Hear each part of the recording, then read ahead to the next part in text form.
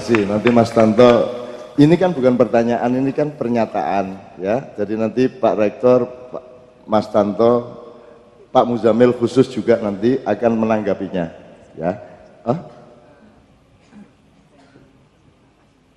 Pingin? Oh, terima kasih pada Pak Rektor. Oke, enggak apa-apa, silakan. Pak Rektor, sebelumnya saya terima kasih. Kemarin di Rumah Sakit UNER ini saya sudah dibantu oleh UNER yang bekerjasama dengan Smeltren untuk operasi bedah plastik, dan itu ditanggung oleh UNER. Saya terima kasih banget karena saya tadi lupa. Saya juga saya selaku juga alumni santri, saya tahu bagaimana untuk berterima kasih pada orang. Makanya untuk UNER sekali lagi khusus pada rektornya saya terima kasih karena udah memberikan pertolongan di rumah sakit itu melewat rumah sakit. Saya tahu kalau itu dari Allah juga, tapi kan ada filter di sana. Kalau tidak ada Allah kan tidak akan mungkin saya akan diberi petunjuk. Tapi kan itu ada filter untuk kini lho kon masuk nang rumah sakit iki lho iki sing nolong awakmu. Mungkin saya terima kasih kepada Pak Rektor. Enggak tahu siapa namanya juga. Cuma segitu aja Cak Nun. Cuma untuk terima kasih karena saya juga santri gitu Cak Nun. Terima kasih. Iyalah, santri gak usah kondo lah. Kalau nak petik keluruk, aku petik lu rek. Pak Rektor silakan menjawab Pak Rektor. Alhamdulillah, terima kasih. Jadi sekali lagi kami sampaikan bahwa keberadaan sesuatu itu yang paling menentukan adalah bagaimana agar dia bisa memberi kemanfaatan pada semuanya, pada umat, pada nusa dan bangsa, kan? Termasuk keberadaan dari rumah sakit. Tentu kita ingin agar rumah sakit yang kita punya dan kampus yang kita punya ini bisa memberikan kemanfaatan sebanyak-banyaknya bagi masyarakat, bagi umat manusia, dan itu sudah menjadi misi serta visi kami semuanya. Jadi sekali lagi mudah-mudahan ini menjadi bagian dari sesuatu yang akan membawa kita semua ke arah hal yang lebih baik dan lebih bermanfaat bagi umat manusia, nusa dan bangsa serta negara Republik Indonesia tercinta. Doakan mudah-mudahan rumah sakit juga akan bisa terus berkembang dan beroperasi, melayani dan memberikan pelayanan yang terbaik. Demikian juga dengan Universitas Airlangga bisa memberikan pelayanan dan pendidikan yang terbaik untuk masyarakat Indonesia khususnya. Terima kasih.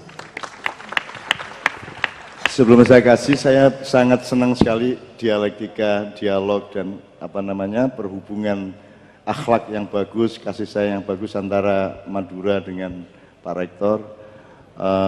Seneng tenan aku, seneng tenan. Tapi kono ojo mandeng terus, aku mesti ngenteni disangoni kono iku ah. Tidak apa Cak Dun. Kebetulan UNER juga tidak melayani kesehatan juga. Kita akan panen ikan nanti gratis, tapi bulan November nanti. Khusus Madura. Tapi nanti bulan Desember ya.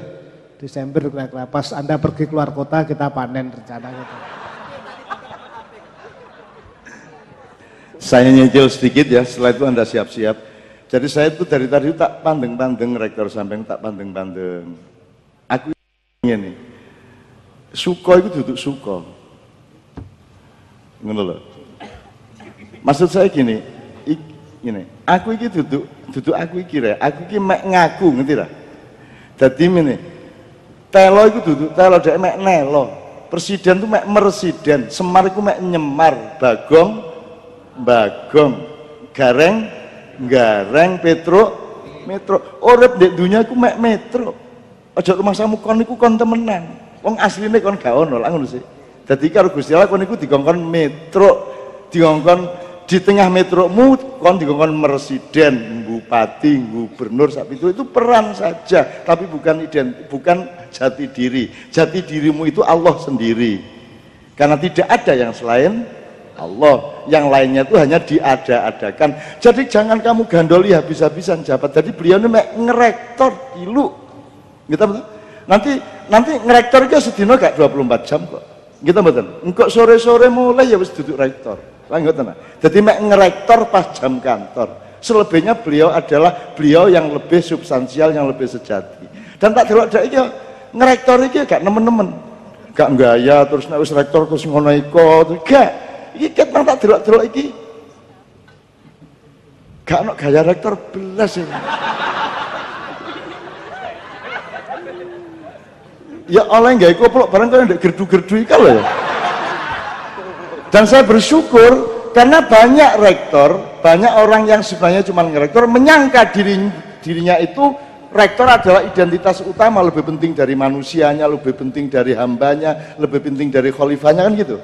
Kan fungsimu macam-macam, khalifah, abdun, menungso, rektor, gitu kan. Itu semua fungsi. Nah, banyak gubernur, presiden, menteri menyangka bahwa menjadi menteri itu lebih utama daripada menjadi manusia, betul enggak? Nah, beliau tidak, beliau yang ngerektor di luar, pokoknya rektor itu ngene, kewajiban ngene, larangan ngene dilakoni. Tapi gak kok terus sak geti-getiye jadi rektor gak. Ngono loh. Dan itu beliau mudah-mudahan ya ini tak dongakno iki soal iki biar bersama kita juga sebelum menjadi rektor toh. Ya toh? Terus sampean dongakno terus dadi lah ngono ya. Ngono. Saiki aja didongakno terus mesti apa-apa, tetap kita dongakkan mudah-mudahan beliau ngerektor secara seperti seharusnya yang Allah maui dan kehendaki. Amin ya rabbal alamin. Ngono ya, Rek ya. Oke.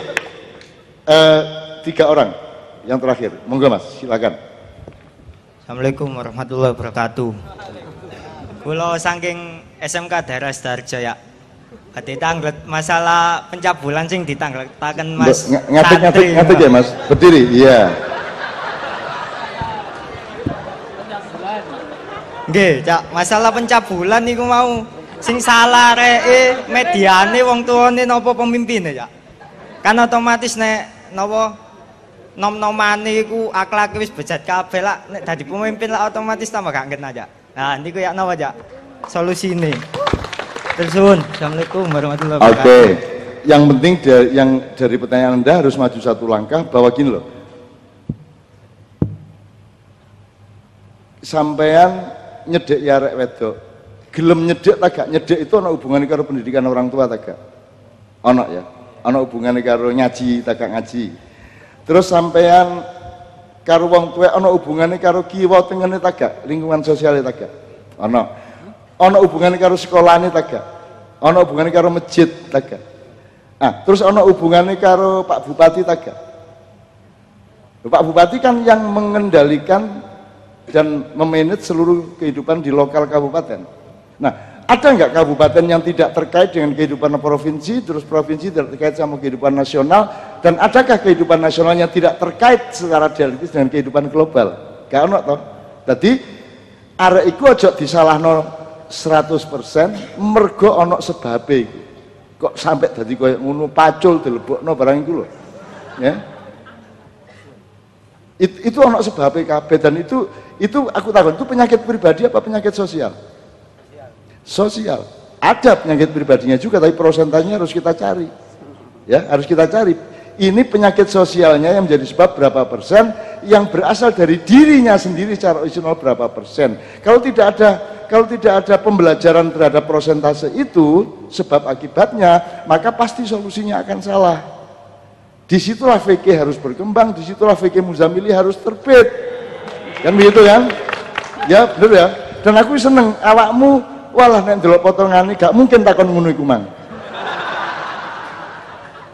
Wong dhek iki komposisi antara kathok karo koplok iku gorong ngerti ya. Lah ya apa? Lah ya apa lho sualan kaya ngono kuplukan iki jan. Tapi nyenengno, aku seneng aku. Tapi kan pikirannya apik. Dia bukan seorang, enggak mungkin dia ikon memperkosa, enggak mungkin. Lah enggak mungkin. Kok ngguyui? Berarti rada mungkin. Insya Allah enggak ya. Dia berpikir seperti itu menurut aku wis apik ndek ngarepe Gusti Allah. Wis apik kon niku. Pertanyaanmu apik kaya ngono. Ngono lho ya. Terus solusinya ya napa, Pak? Cak, sing bener. Sing ngongkon-kon ndelek solusi iku sapa? Lah iya. Lah masalahnya ndek kono kok kon melok repot iki lho, Lho kan otomatis nek semerap solusi ini kan saged waspada ngono ya. Iya. Waspada awakmu apa lingkungan sosial? Nggih kan kula nggata adik perempuan. Oh. Nah, nek soal ngelindungi adikmu perempuan gak usah urusan karo ado-ado soal pacul-pacul iku mang. Wis cukup di adikmu dikei ibarat Prabu Rama biyen kerise dikan set cake gak dileboni rawa pacul rawono. Pocal pacul. Kon pacul tugel apa kon. Ngono ya, Dik ya. Nek njogo adikmu, oke, mulane bergaul karo itu pelan-pelan kon kok mesti gampang kok, rumusnya gampang. Aku dhewe iku kan duwe anak wedok. Anak wedok iku seminggu yang lalu dijemput ibunya, dia 2 minggu di Denmark sama Norwegia, dia ijen. Umur SMA kelas 1, tak culno, gelem gak gelem ijen rono. Itu lak wedi anakku, ya. Tapi kan penjagaan itu ada satu teknis. Ya, teknis. Teknis itu artinya sing sifatnya panca indera. Ada penjagaan kultural, terus ada penjagaan spiritual. Ketiga-tiganya dilakukan. Ngono lho. Sing kultural itu ya harus mampu memilih koordinat-koordinat perilaku di antara manusia yang sejauh mungkin menghindarkan dia dari bahaya pacul. Ngono ya. Nah, sing spiritual itu tetap harus kita tempuh supaya tidak repot-repot secara teknis dan kultural. Nek spiritualnya lancar, begitu ono uang kate lapo-lapo, gak sido. Ngono lho, gak sido. Oh, iku akeh contone engko, ya. Engko malah ilmune kok gawe. Engko malah kok gawe iki pertahanane ngene, mulane kok tak liwat kene, ngono kok kon. Gak ya? Oke, tepuk tangan untuk anak kita, ya Allah. Pak Rektor, sampean dukono celana po. Sarung. Loh, Pak, jaluk sarung ya, Pak. Ya. Ya lah, engko ndek kantor kana ya. Siap-siap. Ya, siap-siap. Ya Allah, seneng aku ya Allah, seneng ya Allah oleh sarung terus. Tujuanmu lah iku sih. Gayane takon soal moral pemerkosaan padahal tujuannya njaluk sarung. Oke, berikutnya ya Allah. Alhamdulillah. Monggo. Assalamualaikum warahmatullahi wabarakatuh. Perkenalkan, nama saya Faisal, Pak, dari TS ya, asal Makassar. Mungkin saya ini pengen baca puisi aja, Pak, saya. Mungkin enggak. Kalau baca puisi nanti berapa lama kira-kira? Sebentar, Pak. Maksudnya saya kan tadi bukan sesi tanya jawab. Oke, sip. Kalau gitu gini. Sekarang letakkan mikrofonnya. Ya, berdiri. Ya. Berjalan ke tengah. Sini. Maca puisi kok ndek pinggir. Anda harus menjadi the center of the stage, kan gitu kan? Nah, di sini berdiri, enggak usah sungkan sama kita. Anggaplah yang di belakangmu ini batu-batu. Dan di depanmu hanyalah padang rumput dan padang pasir. Ngono carane nyem sini wong kate maca puisi. Tidak ada wong Makassar iku mesti engko ditenono artikulasine. Wong Makassar iku nek ngomong eneng, nek ngomong mn. Ana polisi apa jenenge? Polisi kate nangkep arek numpak motor melanggar. Ternyata bar ditangkep koncone dhewe. Aduh. Susah nih. Mau ditangkap Frank. Mau tidak ditangkap kewajiban. Aku Makassar, kewajiban, Frank. Nek kewajiban, gitu. Ngono ya. Bener nggak itu di sana? Bener Tami? Mami Makassar. Oke, tepuk tangan sekali lagi untuk Faisal. Saya mau bicara dulu, nggak apa-apa, Pak. Maksudnya saya cuman pintar nulis puisi tapi susah buat bacanya, takutnya agak jelek nanti. Saya juga sebenarnya ini puisi tentang keresahan saya sih, tentang apa yang terjadi di lingkungan saya lah, maksudnya nggak usah jauh-jauh Indonesia lah, maksudnya. Judulnya Pertanda. Tapi saya nggak bisa. Pertanda. Kalau merasa tidak bisa, siapa yang biasa membaca puisi maju ke depan bekerja sama? Ayo, cepat, spontan. Siapa yang biasa pinter maca puisi maju saiki gak apa-apa. Ayo. Ayo rek. Apa? Ini. Yo, sisa maca kayak sarung. Wala tak pikir kata maca tamat pindah. Saya aja yang baca nggak apa-apa. Oke, nah nggak ada. Oke, silakan langsung saja. Udah nggak usah interupsi. Baca dengan mantap. Baik buruk relatif. Ngono ya. Yang penting hatimu ikhlas dan tulus dan total penampilanmu. Oke. Yo. Pertanda. Langit petang mencerahkan hari. Suasana ramai namun sunyi di tempat ini. Orang-orang sibuk membangun diri dan rakyat kecil mencari seutas rezeki. Nampak dua sosok wanita menapaki bumi. Wanita perkasa di atas teriknya matahari. Lekuk wajahnya menggambarkan ketabahan hati. Tetap berusaha sambil mengingat cucunya belajar di kota ini. Tiang-tiang itu mulai menancap ke dalam bumi. Bangunan-bangunan tinggi berdiri dengan angkuhnya.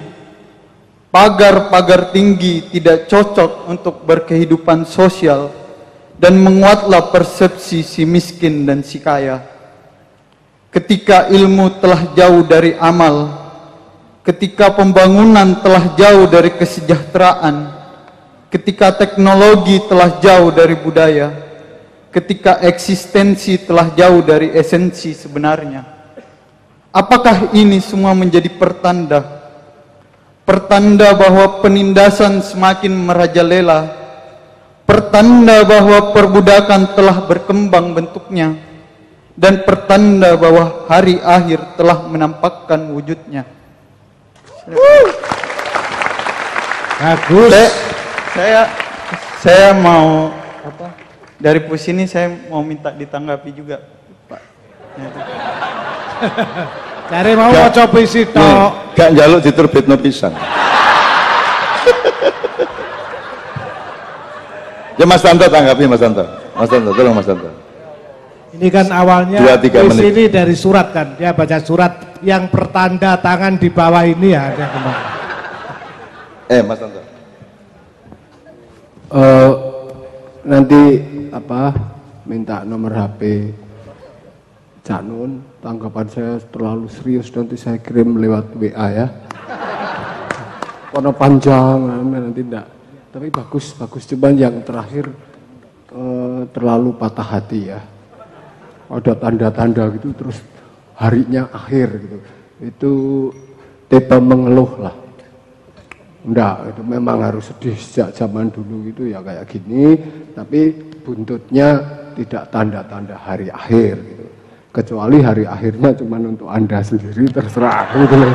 Tapi kalau untuk ini enggak, orang ini khusus umat ini ketawa-ketawa ini enggak pernah ada hari akhir nih. Ya. Tolong itu penutupnya diganti. Ini apakah tanda-tanda saya mau bangun manuke gitu loh. Oke. Teman-teman sekalian, saya sejak Anda membaca beberapa kalimat, saya mengatakan Anda bisa menulis puisi. Anda punya jarak yang tepat terhadap masalah yang Anda analisis dan ungkapkan. Jadi Anda itu puisi untuk orang yang tidak dikenal sebagai penulis puisi atau penyair, itu puisi sangat bagus gitu ya Mas. Oke, jadi Anda terusin. Nanti kalau ada waktu, saya minta bacanya agak lebih tegas, jangan LGBT ya, agak tegas.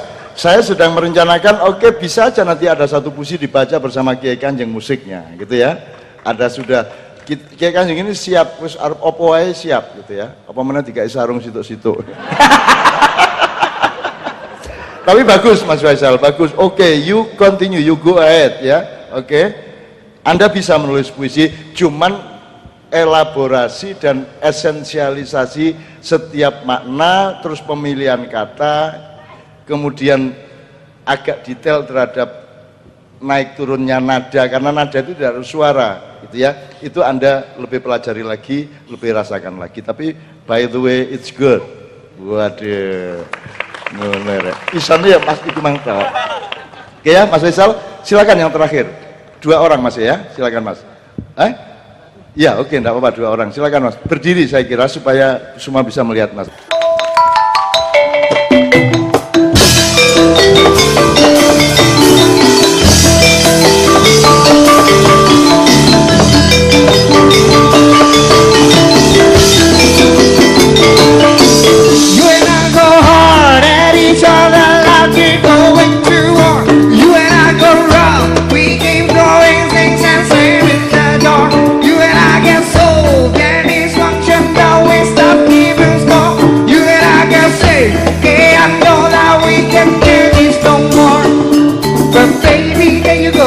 There you go, get ready, love. Yeah, I started using my head, let it all go. Got you stuck on my body like a tattoo. And now I'm feeling stupid, rolling like you. So I cross my heart and I hope to die that I only stay with you one more night. And I know I'll say it a million times that I only stay with you one more night. I gotta tell you no, I keep on telling you. I gotta tell you now, where's your lipstick that you're so out of breath? I'll be waking up in the morning, probably hating myself. I'll be waking up, being satisfied but guilty as hell. But baby, there you go again, making me love.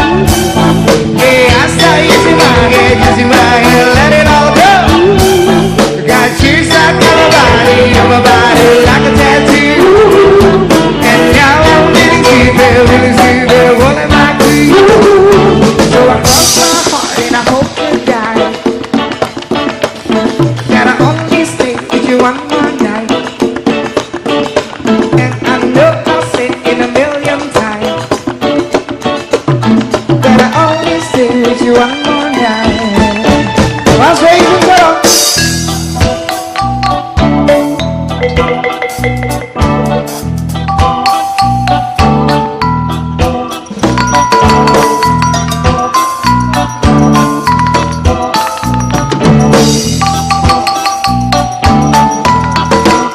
Pak Joko Kamto, pada semua.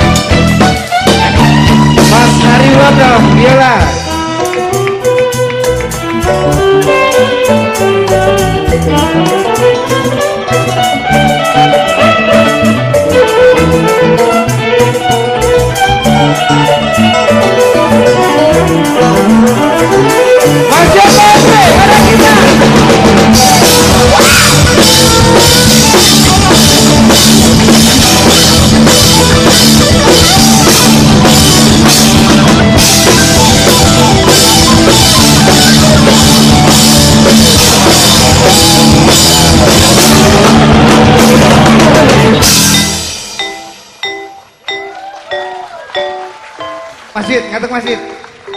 Ngatek. Ngatek no. Coplak suwung mabuk angkat tundung mabuk dalam wak lere sapa guyu ndelikake sir pondele kosong sir pondele kosong coba suwung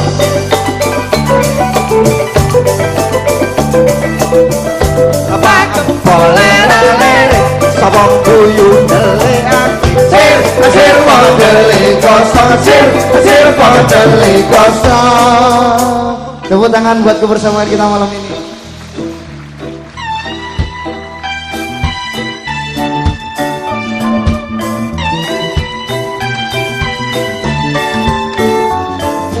Baby, there you go again, making me love you. I start kissing my head, let it all go. I got you stuck on my body, like that too. Yeah. So I cross my heart and I hope to die that I only stay with you one more night.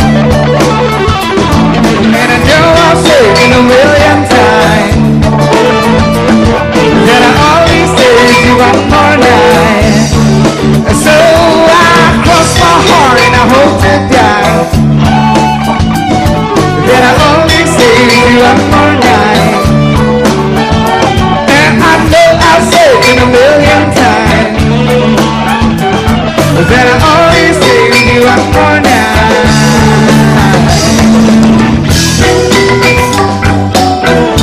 Baby, give me one more night. Baby, give me one more night.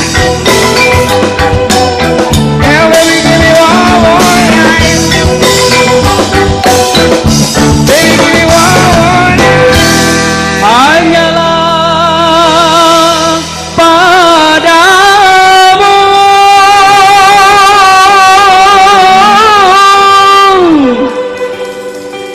yang maha kuasa.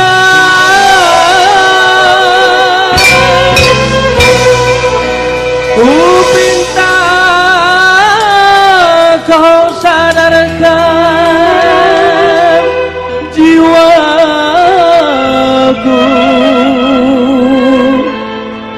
yang sedang diracuni asmara.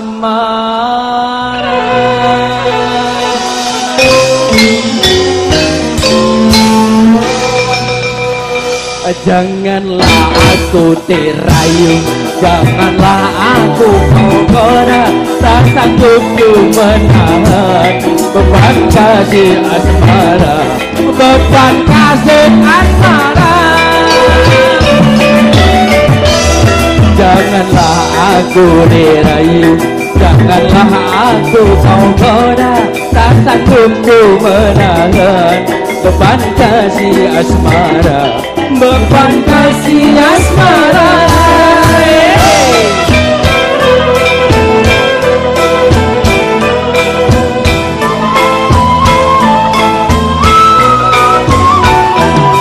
Pernah ku menderita, lalu dilamun duka, karena hati tergoda oleh panah asmara. Pernah ku menderita, lalu dilamun duka, karena hati tergoda oleh panah asmara.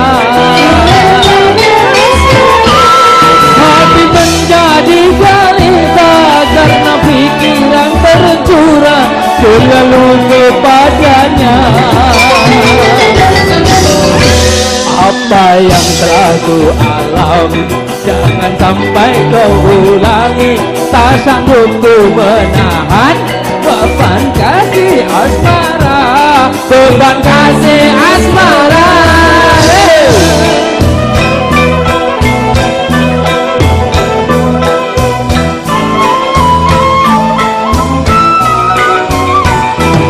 Pernah ku menderita, selalu dilamun duka, karena hati tergoda oleh panah asmara. Aku menderita selalu dilebur duka, karena hati tergoda oleh panah asmara.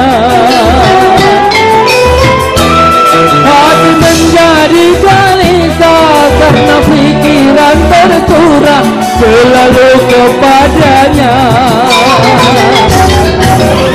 Apa yang telah kuhadapi, jangan sampai kau ulangi. Tak sanggup ku menahan beban kasih asmara, beban kasih asmara,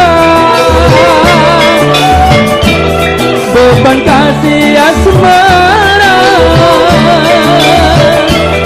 beban kasih asmara.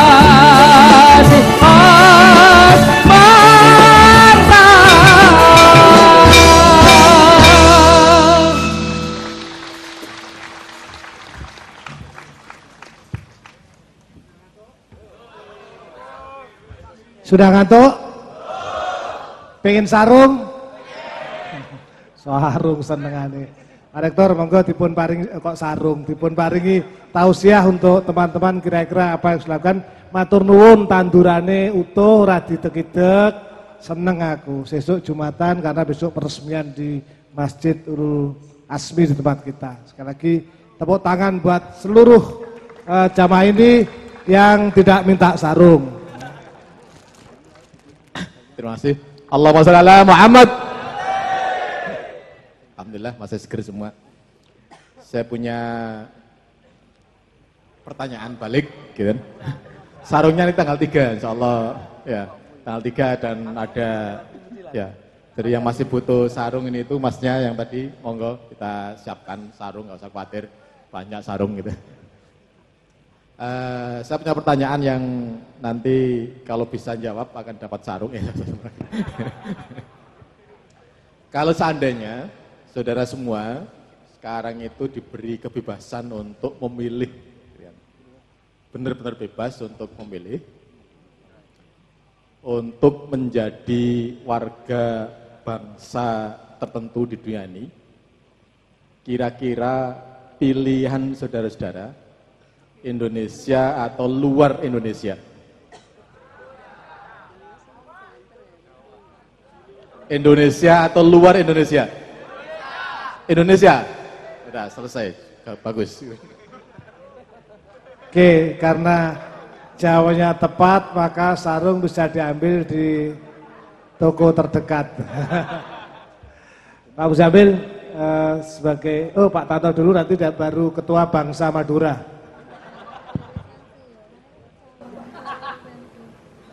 Saya dapat inspirasi tadi yang soal pinjaman uang 15% dan sebagainya. Inspirasinya dari tadi tekanan karena angka-angka gitu. Jadi saya kira angka itu sekarang jadi dewa yang tidak kentara. Yang paling kentara itu kalau setan itu zina, perempuan, bangsa gitu, harta, kuasa gitu. Tapi angka itu, jadi harta itu sekarang itu sebuah angan-angan angka di mayoritas publik saya kira. Dan kebetulan kalau tahun ini itu puncaknya adalah kalau presiden itu bilang bunga single digit gitu. 9% turun 8%, sekarang bunga terendah 7%, sekarang itu kalau pinjaman 25 juta sekarang semakin gampang lagi, jadi pinjam yang dari miskin ke miskin boleh pinjam 2 juta bunga 2%, nanti lama-lama boleh pinjam 1.000 rupiah. Ini angka mulai semakin aneh. Kalau ekonomi tentu kalimatnya adalah suku bunga real dikurangi inflasi. Kalau satu kuartal ini 3,5-4%, kalau bunga terendah 7% dikurangi 4% jadi berapa? Saya kira ini angka-angka yang paling tidak ada kaitannya dengan batin dan bahagia dan cinta dan kesejahteraan. angka yang paling aneh, dan ini tememplek di Bank Jatim, Bank Jateng, Bank Jabar, Bank BCA, bank semuanya. Dan aneh itu, lucu. Ini ada apa? Dan itu sangat populer saya kira dibandingkan dengan masyarakat perbankan di dunia. Templek-templek kepres, persen-persen ini di dalam situasi yang kayak gini. Nah, itu artinya apa sih? Gitu. Belum lagi kalau bunga itu dikaitkan dengan macet, marah-marah di atas sepeda motor, terus kita menjadi juara termogok di dunia. Jadi mogok 4 jam, berangkat kerja, pulang kerja 2 jam, nonton teater jam 7 yang klasik hebat, berangkatnya jam 4, nontonnya jam 8, pulangnya jam 10, selesai jam 10, pulang jam 12, itu bunga apa itu? Angka apa itu? Saya kira ini akumulasi dari totalitas dalam hal saya ini agak aneh dia. Dan saya kira pinjaman yang mencekik tadi bukan hanya mencekik untuk kebutuhan yang minggu ini atau hari ini, tapi di kepalanya memang sudah mau meminjam terus-menerus, bahwa hidup hanya ada satu kata kunci, pinjam, hutang, dan angka. Ini untuk diselesaikan berapa lama, dia enggak itu. Pokoknya di kepalanya ayat pertama adalah ada angka dari 9 lumayan, turun 2% gitu. Dia enggak mengerti 15, tadi bunga 15. Itu enggak dikasih bunga aja, tetap enggak bisa mengembalikan. Jadi ini silahkan pinjam, enggak usah pakai bunga. Apa terus ada jaminan mengembalikan? Mengembalikan sama pinjam itu dunia yang berbeda. Dan saya kira problem ini perlu diperluas kepada kita semua yang diam-diam menggadaikan HP ke temannya dan sebagainya. Jadi barang bekas di kampus-kampus itu saya kira di Bandung, Jogja, Surabaya itu dan pasar semakin ramai untuk yang terakhir adalah barang bekas untuk di. Angka juga aneh kalau Anda buka dalam 1 bulan terakhir ini, Rizal Ramli di Bali ngomong pengembangan pariwisata, statistik aneh. Saya tinggal di Borobudur, kemudian sedang ramai sekali. Anda boleh buka di Google, entah itu dari Kompas, KR atau apa. Omongannya langsung gitu, Menteri Pariwisata Yahya. Jadi angka yang sekarang terjadi, wisata adalah 300.000 dalam 1 tahun. Itu asing. Sekarang pengen untuk memakmurkan rakyat, akan dibikin jadi sekitar 3 juta gitu. Saya sedang pikir Tuhan itu apa pernah membuat kamar 1 meter untuk hidup 15 meter gitu loh. Kecuali nanti Tuhan menciptakan manusia itu tingginya setinggi ayam sama Jadi itu mungkin mulai ada hotel 1 kamar untuk 15. Jadi kalau lihat 10.000 1 hari berarti 10.000 itu saya bayangannya itu Istora Senayan gitu. Jadi puncaknya Borobudur yang Arupa Datu itu muatannya untuk berdiri, untuk tidak wisata ya, untuk siap-siap ke Jelungup dan setiap hari 3 mati gitu, karena itu nggak ada jembatannya. Jadi itu bagus itu untuk wisata setiap hari mati berdesak-desaan gitu. Itu cukup mati 3.000, kalau 10.000 sehari. Alasannya begini, tapi kan 10.000 tidak setiap hari. Enggak, saya ngomong matematik aja. Kalau 10 hari tidak setiap hari, hanya summer aja, berarti summernya malah 30.000 gitu loh. Ada yang 3.000, ada yang 30. Wong 3.000 aja sudah su-suan gitu. Jadi ini juga aneh ini. Seluruh Indonesia, dan belum ada kritik dari satu wartawan pun. Wartawan hanya ngitung kalau dari 300.000 menjadi 3 juta, itu peningkatan ekonomi dan angka-angka. Jadi kalau perlu nanti panggung ini Pak, supaya sukses diisi dengan grup kesenian kira-kira 50 grup gitu loh. Satu grup isinya 30 pemain gitu, satu isi. Ini saya nggak ngerti dia apa. Ini ada jenis psikologi, kalau psikopat tidak, skizofrenia enggak. Apa ada jenis, kalau kayak gini nih di angka ini apa? Coba teliti tentang angka ini baik. Apa saja mungkin terjadi juga di kampus. Saya tidak berani ngomong kampus karena kebetulan saya sudah senang tadi permulaannya berbau Nahdlatul Ulama, dan saya jujur aja memang di desa itu menyan sama sesajen itu paling cocok dengan NU. Jadi khusus saya pribadi untuk kebatinan, kalau sebagai urban tentu saya tidak NU, tapi pelarian saya, eskapisme saya di Indonesia memang saya NU untuk pelarian. Makanya saya bisa membuat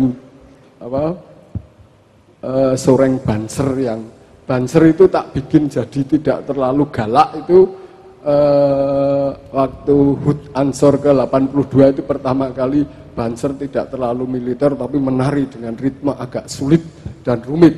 Kalau nggak salah tanya Gus Tutut sama Gus Waris gitu loh. Makasih dari saya, itu aja Dik. Oke, Pak Turun, Pak Tato. Cak Nun, Prof. Pak Nas ini guru besar di akuntansi, mungkin soal angka-angka bisa disaut. Kalau saya sih tahu angka tapi bagian dari spesial token. Nambah sedikit aja terkait dengan angka, tadi saya tergelitik. Yang pertama adalah ada data yang menunjukkan bahwa angka kesenjangan kita di Indonesia ini mulai melebar. Jadi kalau dulu ada di 0,3, 0,35, sekarang ada di angka 0,4. Indeks kesenjangan antara yang miskin dan yang kaya. Kan? Ini menjadi penting. Kemudian yang kedua, kita juga ada semacam data bahwa 80% kekayaan Indonesia itu kemudian ternyata dimiliki oleh hanya 20% penduduk Indonesia. Itu pun tadi di itu. Ya. Jadi ini juga kondisi yang senyatanya begitu. Jadi pemilik Indonesia sebenarnya bukan mayoritas masyarakat Indonesia, tapi justru adalah para minoritas bangsa Indonesia. Tentu ini tidak lepas dari kebijakan ekonomi yang sangat liberalis, kebijakan ekonomi yang sangat-sangat kapitalis, sehingga siapapun yang mempunyai kapital lebih, siapapun yang menguasai kapital akan bisa menguasai seluruh sumber daya di Indonesia.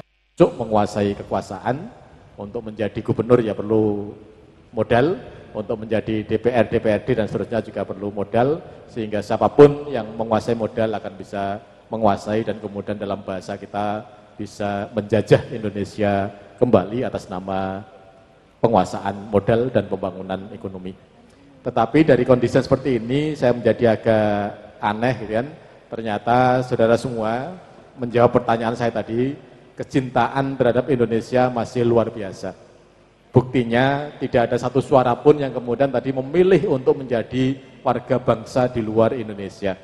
Tentu kami melihat bahwa saudara semua mencintai Indonesia apa adanya. Terima kasih, dan ini adalah merupakan model yang sangat baik untuk terus-menerus mencintai Indonesia apa adanya. Tetapi jangan terlena bahwa kita punya masalah yang banyak. Jangan sampai sesungguhnya kita ini hidup dalam alam merdeka, tetapi dalam jiwa yang masih dijajah. Sayangnya kita semua tidak merasa bahwa kita ini dalam posisi yang masih belum sepenuhnya merdeka. Karena penguasaan semuanya bukan di tangan kita. Perilaku kita ada yang nyetir.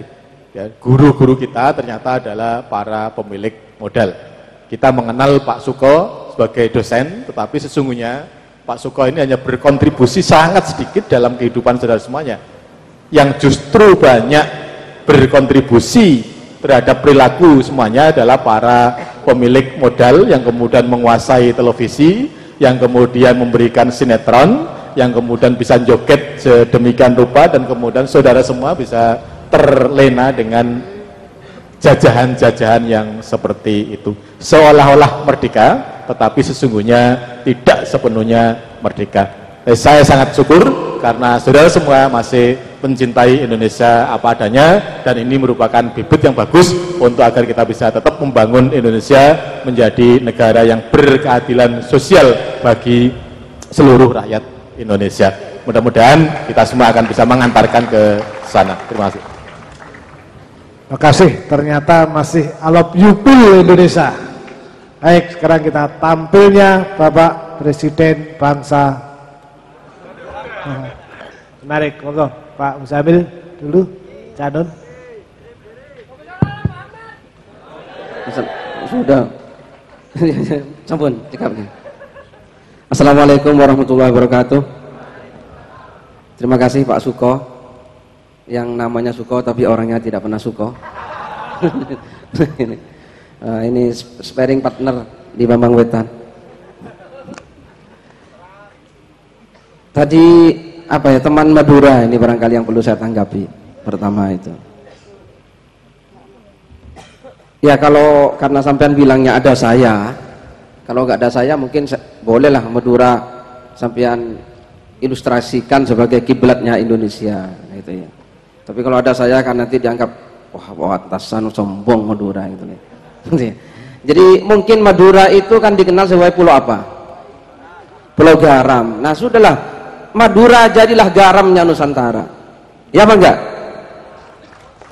Oh iya, gak usah jadi kiblat, tapi Madura harus bisa menjadi garam karena memang Madura pulau garam. Dan sekarang masakan apa, makanan apa yang enak tanpa garam?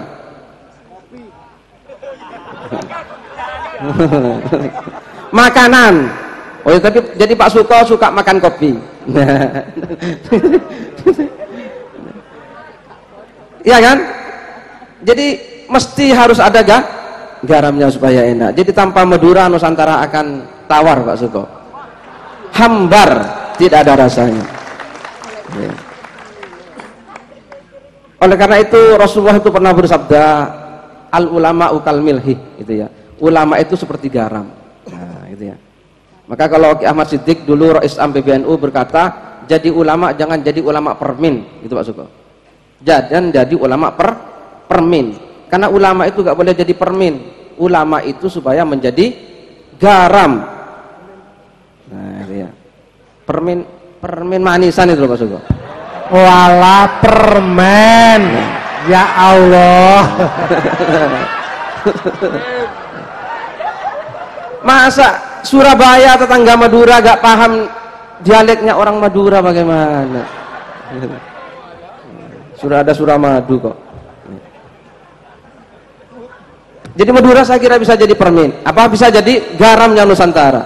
Dan itu sudah dibuktikan. Sudah sering saya katakan bahwa Gajah Mada itu orang Madura.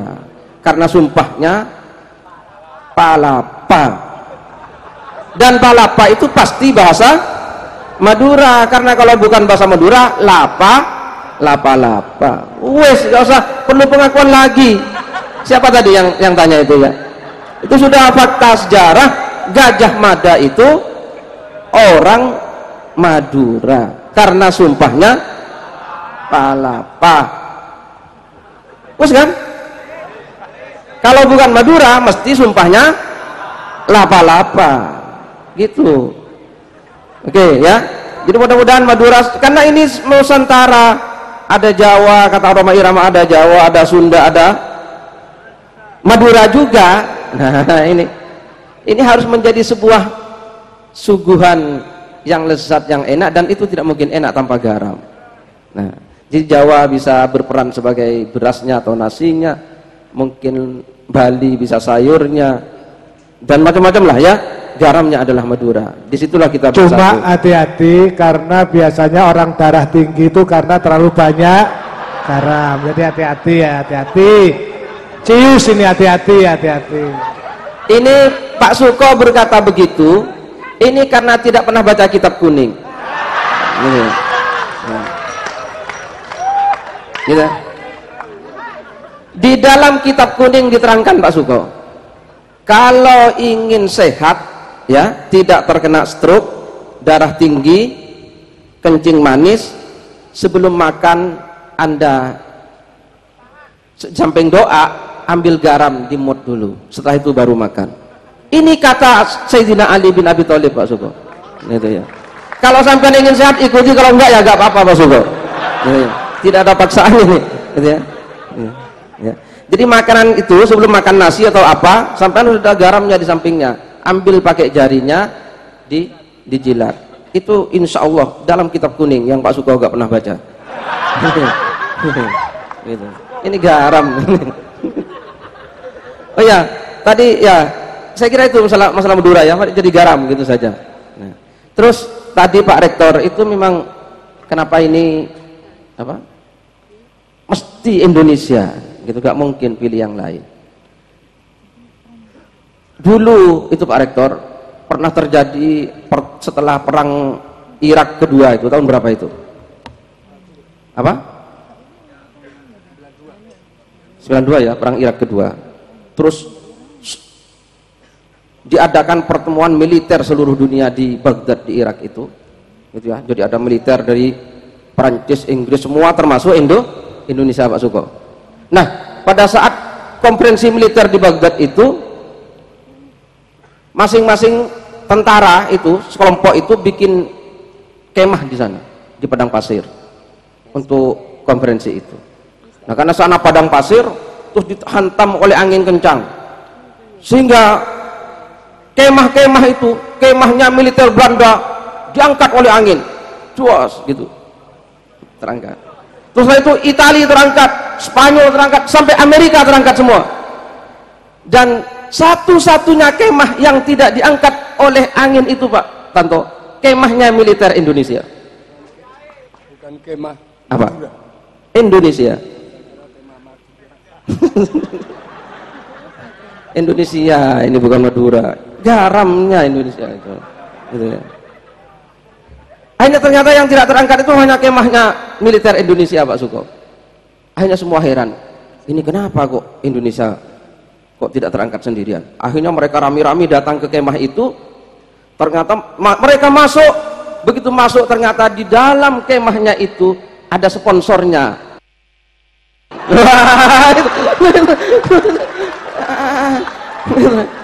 Coba bayangkan, itu Indonesia Pak itu. Jadi gak terangkat sendiri karena apa? Jaya Suprana itu. Tak minum kopi dulu.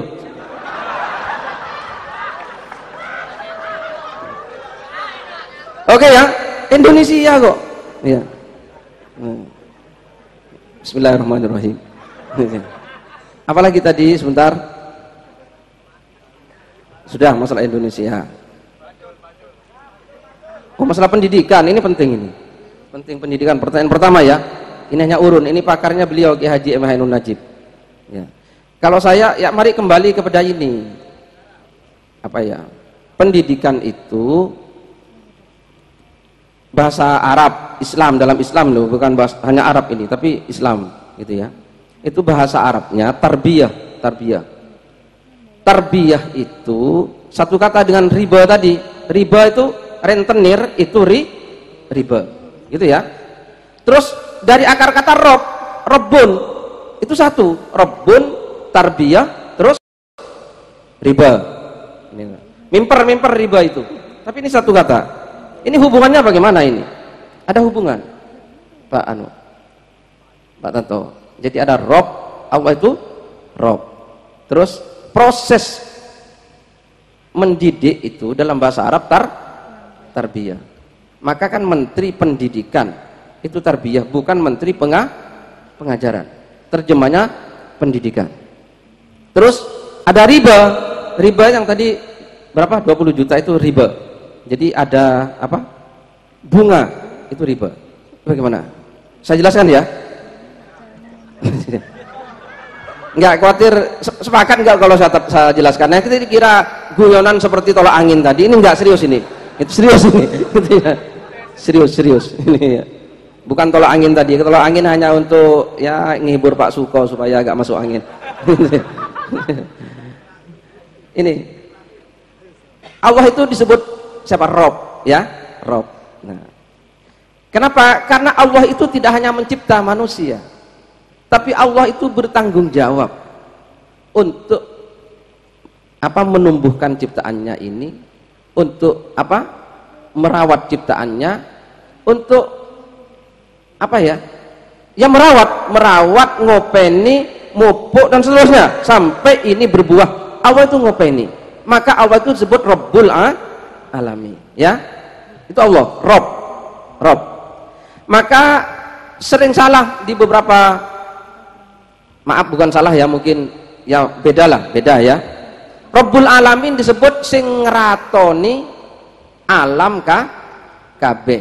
Padahal Rabb itu bukan ratu ya, Rabb itu yang merawat seluruhnya, itu ya. Kemudian Allah merawat ciptaannya. Nah, tarbiyah itu pendidikan mestinya punya jiwa keperawatan, kepengasuhan, bagaimana supaya anak-anak murid-murid itu bagaikan tanaman, gitu loh ya. Murid-murid itu bagaikan tanaman, supaya tanaman ini bisa tumbuh, berbuah, berbunga. Nah, buah bunga itu bahasa Arabnya riba. Wis paham ya? Bunga itu riba. Nah, jadi bagaimana tarbiyah bisa menghasilkan riba. Tapi bukan riba rentenir, riba secara lugawi, gitu ya. Jadi bagaimana? Maka pendidikan yang baik itu bukan masalah inputnya. Kalau unir itu kan inputnya penting, Pak Suko, ya. Unir inputnya kan penting. Unair, ya. Memang kalau kita beli permen di Unir, terus Pak Suko. Jadi kalau di Unair atau di sekolah-sekolah pada umumnya, input itu sangat penting, ya apa enggak? Maka kalau masuk Unir Anda dites kan? Jadi hanya orang-orang tertentu yang boleh masuk di Unir. Kenapa? Karena memang input sangat penting. Nah, ya sampai nilai sendiri, saya tidak berani mengatakan karena ini tempatnya Unir, khawatir sandal saya dibuang nanti sama Pak Suko. Mana mobil melaban saya dikempesi barang nanti payah ini. Gitu ya. Saya harus jalan kaki ke Madura, gitu ya. Tapi ini saya kira tidak Islami pendidikan yang begini. Itu ya. Pendidikan yang terlalu mementingkan input itu saya kira tidak Islami. Karena tadabbur ini yang penting outputnya, bukan inputnya, kan begitu, Kiai? Tadabbur ini yang penting outputnya, knalpotnya, bukan inputnya. Sedangkan Pak Suko ini input yang diurus. Pokoknya kalau masuk ke sini harus pakai ini, harus pakai ini. Ini input. Ini tidak Islami. Ini karena Kiai belum baca buku putihnya UNER. Ada. Enggak seperti itu sebetulnya. Tapi nanti Pak Rektor yang menjelaskan nanti. Ada buku putihnya itu. Padahal pendidik yang hebat, gitu ya. Pendidik yang hebat adalah kalau dia kedatangan murid yang ya gento lah katanya, ya gento sing ora genah, tapi oleh dia bisa diasuh dengan baik tarbiyah tadi, dia menjadi rob, dia menjadi murabbi, sehingga yang tadinya tidak baik, tidak berkualitas menjadi berkualitas. Kalau perguruan tinggi yang sudah menerima orang-orang berkualitas terus bisa keluar berkualitas, apa kerjaannya? Gitu ya. Terus apa pekerjaannya? Jadi saudara-saudara sekalian, baik. Ayo. Kalau misalnya yang nakal-nakal, yang gento-gento itu kemudian masuk UNER, siapa yang ke pondok pesantren? Nah, tugasnya Kiai kemana? Kemana Kiai kau? Rakyat gendo menunggumu.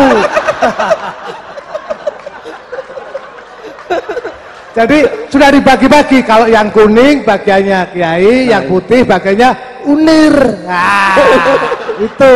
Nah, inilah hebatnya dosen yang berpengalaman. Nah. Secara tidak langsung Pak Suko sudah mengakui bahwa UNIR seperti itu. Nah, baik, nah itu ya, saya kira seperti itu. Saya kira lembaga pendidikan sekarang kan begitu ya. Ini fokusnya kepada inputnya, bukan bagaimana menghasilkan output yang terbaik, sehingga dia tidak perlu memproses, gitu ya, karena sudah baik, gitu ya. Ngapain orang sudah pintar-pintar semua, apalagi tidak di sini, saya kira tidak di sini, di sanalah, di tempat lain. Nah, itu ya. Tidak di sini, enggak. Di sini top, UNER top.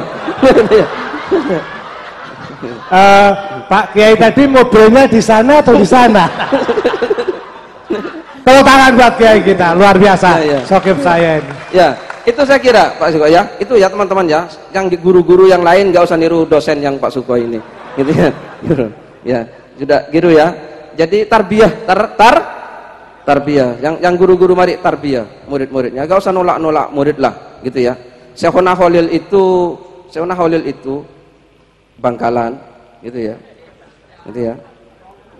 Ya, tesnya murid itu hanya kesungguhannya untuk belajar, bukan yang lain-lain. Nggak ada kok harus, ya kalau formulir perlulah, khawatir nggak bayar SPP gitu ya. Kalau sekarang, nah itu ya. Tapi nggak perlu, apalagi harus bayar sekian ratus juta masuk kedokteran. Apa itu? Jadi perguruan tinggi ikut bertanggung jawab terhadap mahalnya biaya pengobatan. Karena masuk fakultas kedokteran harus bayar ratusan juta. Iya apa enggak? Bukan UNER, perguruan tinggi yang lain. UNER enggak. Oh, iya. Jadi tesnya itu, orang mau belajar itu mestinya hanya kesungguhannya mau belajar. Ini sungguh-sungguh atau enggak mau belajar. Jadi kalau ada orang mau masuk ke UNER, kampleng ya Pak Suko. Itu ya. Kalau dia kabur berarti gak sungguh-sungguh, ya wis. Kalau dia sungguh-sungguh dikamplengi, tetap maju. Saya mau belajar kok. Nah, gitu Pak Suko. Saya kira itu masalah pendidikan. Kalau dilanjutkan dikempesi betul. Ya pokoknya yang baik ya kerjakan ya, yang tidak baik gak usah. Jadi guru ya tarbiyah, murabbi. Terus apa lagi tadi? Oh ya, masalah riba, ya. Bunga ya.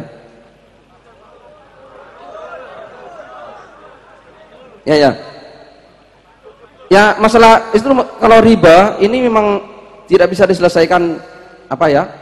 Tidak bisa diselesaikan sektoral gitu ya. Ini memang harus ada kebijakan yang rodoan. Tapi yang apa ya? Gimana ini? Ya beginilah.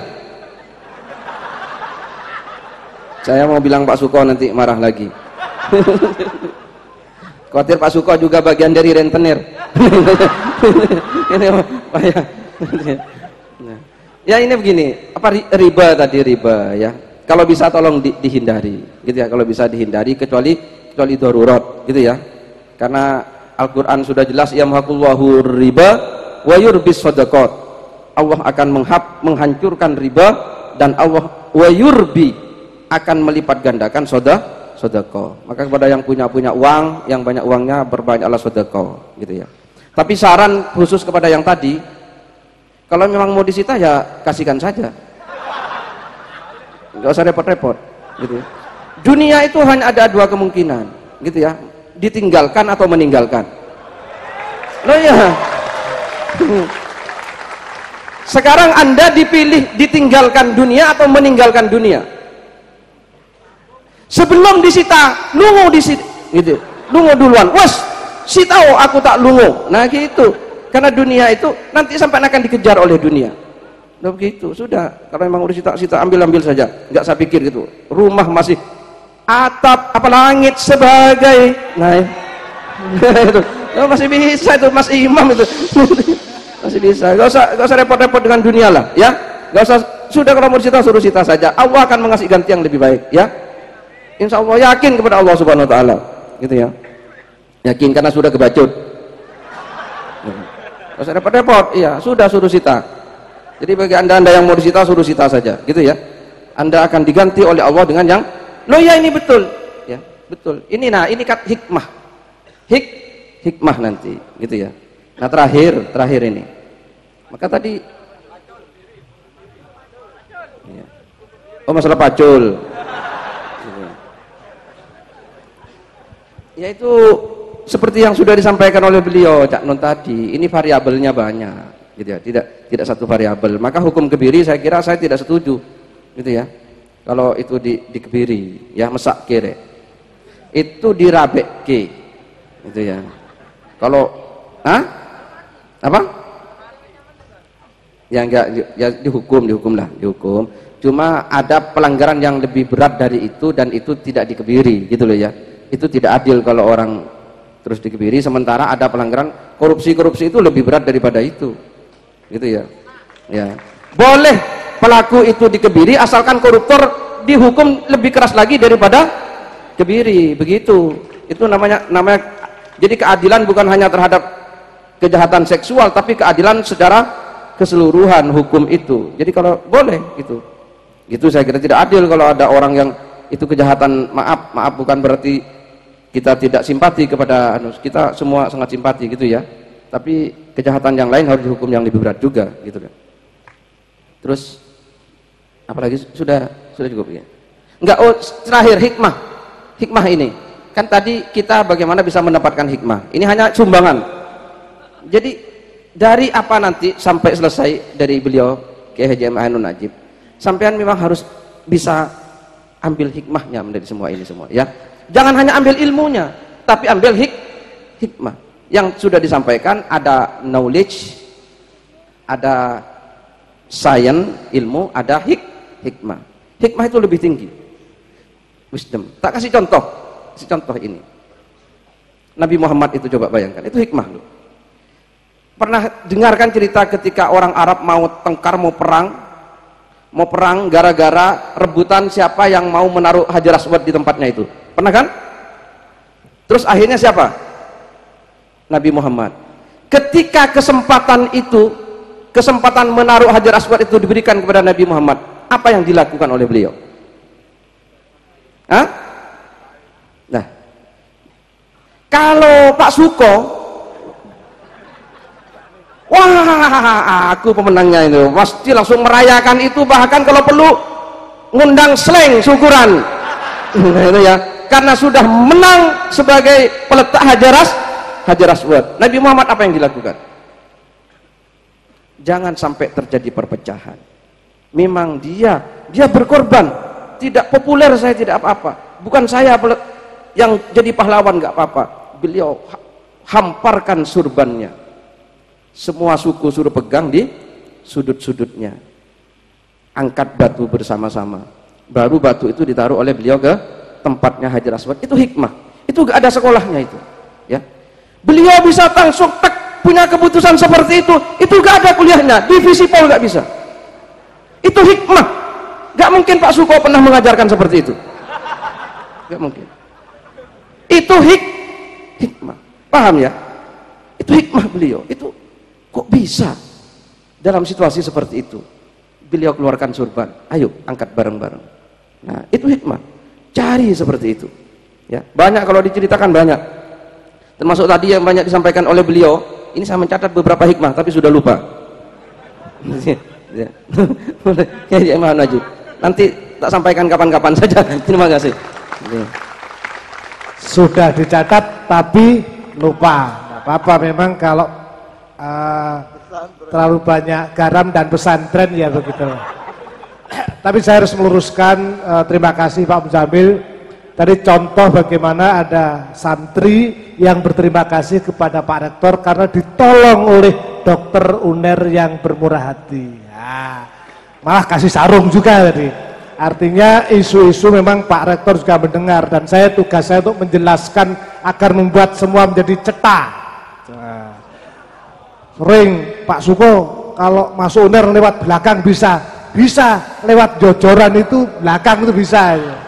Jadi tidak ada peluang itu, semua sama. Silahkan, kami akan menjelaskan lewat buku putih bukan kuning. Nah, jadi tidak ada seperti itu, dan saya terima kasih. Semoga kita terus diingatkan. Menjadi, saya kira kehadiran Pak Muzamil ini perlu mengingatkan untuk kita semua.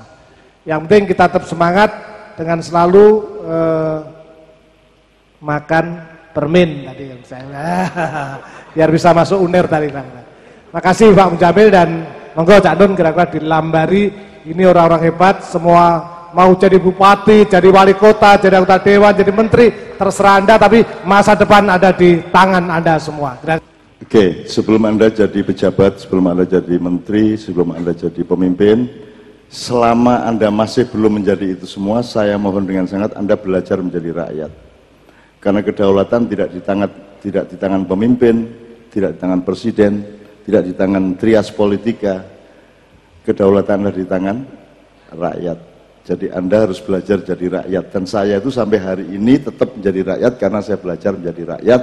Sehingga kalau orang yang tidak pernah belajar menjadi rakyat terus menjadi pemimpin, dia pasti sengaja atau tidak sengaja, niat atau tidak niat, dia akan memproduksi kedoliman-kedoliman. Jadi ya, saya akan saya akan melakukan fixing beberapa hal. Soal pemimpin tadi jelas, bahwa makmum itu lebih berdaulat daripada imam, meskipun ketika makmum sudah memilih siapa imam, dia bertanggung jawab untuk taat kepada imamnya, gitu ya. Nomor 2 soal riba, Pak Muzamil, ini penugasan dari Maulana kepada Syekh. Tolong dicari oleh siapa aja Pak Muzamil dan semuanya untuk melakukan reverifikasi terhadap pemahaman mengenai riba yang sejauh ini sebenarnya sama sekali belum 30%. Riba itu piye to jane? Itu betul-betul harus dicari redefinisi, gitu Pak ya. Saya kasih contoh untuk memancing aja satu, dan supaya nggak panjang-panjang. Saya pinjam Mas Suko 100.000 atau 1 juta. Kemudian kalau Mas Suko bilang, ya Cak, tapi tolong balekno 1.100.000 atau 1.200.000. Itu dia memaksa saya hanya mau meminjami kalau saya mengembalikan lebih. Itu riba. Karena dia tidak ridho biridho, saya terpaksa. Kuncinya adalah ridho biridho. Tapi kalau Mas Suko tidak ngomong, oh monggo Cak, dikasih saya 1 juta. Terus saya mengembalikan 1 juta, itu juga riba.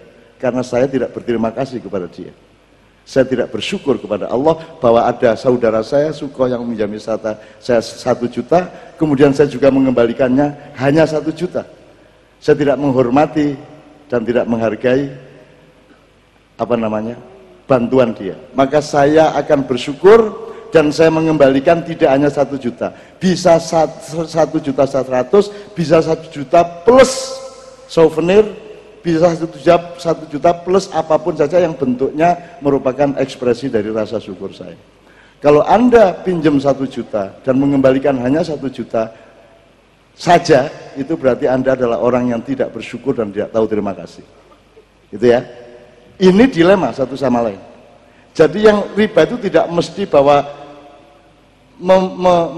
meminjam sekian harus kembali sekian, itu tidak riba. Kalau meminjam sekian mengembalikan lebih banyak itu riba, belum tentu. Belum tentu. Karyawan PLN datang ke rumah saya untuk memperbaiki instalasi listrik, kemudian orang dari kantornya, atasannya telepon ke saya, tolong Bapak jangan memberi tip kepada karyawan saya. Saya marah. Saya tahu maksudnya baik, tapi saya marah karena dia tidak mengerti manajemen dan tidak mengerti proporsi legalitas. Saya jawab, Pak, sampean tidak punya hak apapun atas saya untuk melarang saya atau menyuruh saya. Saya konsumen dan hubungan saya dengan sampean adalah pembayaran saya dan pelayanan sampean. Saya mau memberi atau tidak, jangan diatur-atur. Jangankan saya memberi tip kepada karyawan PLN, saya pek mantu hak saya. Betul enggak? Yang harus dia lakukan adalah melarang karyawannya untuk meminta tip ke saya. Itu haknya. Tapi kalau saya memberi tip kepada dia, itu tidak dosa, itu rasa terima kasih saya. Wong dia repot-repot naik-naik ke sana kemari. Kalau saya nyuguhi dia teh, tip apa bukan? Jadi hidup ini bukan hukum yang paling tinggi, hidup ini akhlak yang tertinggi. Di atas akhlak ada takwa, rumus jimaiyah jelas sejak awal dulu. Hukum, akhlak atau moral, takwa. Kalau takwa itu sudah tidak ada transaksi, karena semua akan saling memberi satu sama lain. Itu takwa. Menurut ya. Jadi riba itu kayak pemahaman bank-bank Islam yang ada selama ini. Tolong itu dielaborasi dan kalau bisa fikih Muzamili ada bab itu. Riba itu bukan soal transaksi dan bukan soal uang. Riba itu soal takwa dan akhlak. Ridho birridho. Cak Suko yang meminjami saya uang 1 juta, kemudian ketika saya mengembalikan 1 juta, dia bilang, loh Cak, saya tidak menganggap itu utang kok, saya menganggap itu kasih sayang saya kok. Riba apa tidak? Saya bahkan tidak mengembalikan sepeser pun kepada dia. Bukan riba. Jadi hidup itu tidak seperti matematika ekonomi, lebih luas dari itu. Ini yang melakukan itu manusia, bukan handphone, bukan angka, bukan banking, bukan segala macam, gitu loh ya. Jadi saya tahu ini yang diurus menungso. Jadi tolong dielaborasi ya Pak Mujamil ya. Ini perintah. Loh serius, karena ini kalau enggak jadi alat penipuan baru. Nek diganti-ganti jenenge, nek bunga jenenge apa, nek iki jenenge apa, nek diganti jenenge apen-apen. Dulu Adam itu bisa, kalau bahasa selama ini, digoda oleh iblis. Aku gak terima itu. Gak iso Adam kok digoda iblis. Gak tergoda dia. Gak tergoda. Adam diajari langsung oleh Allah kok tergoda. Dan dia manusia perintis, manusia pertama. Dia tidak akan tergoda. Dia punya ketangguhan iman, ketangguhan akhlak dan akidah. Yang terjadi bukan seperti itu. Yang terjadi adalah iblis itu datang ke Adam dengan ekspresi malaikat, dengan kostum malaikat, dengan wajah malaikat, dengan ekspresi malaikat, dengan sopan santun dan kata-kata malaikat, sehingga Adam yang anak baru ini belum pernah ketemu sama macam-macam, pengalaman sosialnya masih rendah, jam terbang sosialnya masih sangat rendah. Dia menyangka yang datang adalah salah satu malaikat.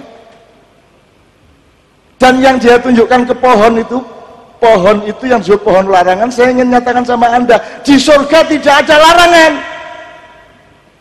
Itu bukan pohon larangan, itu soal ilmu. Pohon yang disentuh oleh yang Adam didekatkan oleh iblis kepada dia adalah pohon sejatinya surga, pohon yang tertinggi. Anda baca semua amsal-amsal Allah, semua hal itu dilambangkan oleh pohon. Wa mathalu kalimatin thayyibatin kasajaratin thayyibatin atluha tsabit wa fara'u sama. Peradaban, kebudayaan, karya, semua oleh Allah diterminologikan dengan pohon. Jadi pohon yang didekati Adam itu bukan pohon terlarang, cuman pohon itu belum bisa dijangkau oleh ilmunya manusia, karena Adam itu cuma dikasih ilmu pada batas jasad rohani model dunia dan bumi. Dia belum bisa menyentuh itu. Jadi jangan kesusu, iki urusan mahasiswa, duduk urusan anak SMA. Sama dengan anak SMP langsung masuk tes, masuk universitas. Itu dia bukan salah, dia belum saatnya. Tapi jangan lupa, pohon itu pohon utama Anda nanti di surga. Karena tidak ada pohon larangan di surga, tidak ada larangan, tidak ada perjuangan, tidak ada barang buruk, semuanya baik. Kok itu pohon terlarang? Terlarang piye? Itu loh ya. Ini maka kalau saya kembalikan kepada riba, tolong dipelajari. Tapi gini tak dawakno dadi sampai esuk iki. Apa meneh tak critakno ya apa carane iblis mlebu swarga detail. Kok iso dek mlebu swarga wong dek diusir nang Jawa Timur waktu itu. Iya, jadi ketika ada mengatakan Allah mengatakan fasajadu, bersujudlah semua malaikat kecuali iblis, maka iblis dicopot jabatannya sebagai malaikat, dikasih jabatan baru yang namanya iblis. Itu jabatan, bukan eksistensi, bukan kedirian dan substansinya. Itu petugasnya Allah. Emang ada orang yang bisa bertugas melawan Allah? Kan gak bisa. Itu semua adalah petugasnya Allah. Maka dia kemudian ditaruh di bumi sebelum Adam jadi dibikin patungnya oleh Israel alaihissalam. Iblis sudah menghuni Pulau Jawa. Kenapa saya sebut Pulau Jawa? Loh, karena di situ yang harus dia jaga. Di sini ada lempung, ada tanah liat, di mana nanti Israel akan ambil lempung di sini untuk bikin tapelnya atau patungnya Adam di surga. Tapi nanti setelah di surga harus ditaruh di bumi lagi, karena Allah menciptakan khalifah di bumi, bukan di surga. Ngono lho, mulane iblis nek kene. Kelak ini soal lain. Kelak nanti ada berita setelah Rasulullah, ada Ya'juj Ma'juj, ada Imam Mahdi, ada Dajjal. Dajjal sudah berkuasa, rintisannya abad 14, kemudian ada di Perancis dulu ada sebuah revolusi besar, dan itu salah satu tonggak suksesnya Dajjal, menipu pikiran Anda, menipu ideologi Anda, dan seterusnya. Kemudian penghancuran di abad 20, kerajaan Ottoman, kerajaan Islam ditawar oleh seluruh sekutu Dajjal. Kemudian berpuncak kesuksesannya adalah pada Arab Spring. Dari Arab Spring direncanakan oleh Israel, Amerika, dan Arab Saudi. Arab Saudi sendiri menghancurkan Afghanistan, menghancurkan Pakistan, menghancurkan Irak, menghancurkan Libya, Yaman, Syria sampai hari ini, dan sudah selesai sebenarnya. Artinya sudah hancur mereka. Umat Islam sudah tidak ada artinya lagi di Timur Tengah. Kekayaannya juga sudah dihabisin oleh Dajjal-Dajjal. Nah sekarang Dajjal sudah sukses karena pikiran Anda sudah Dajjalia.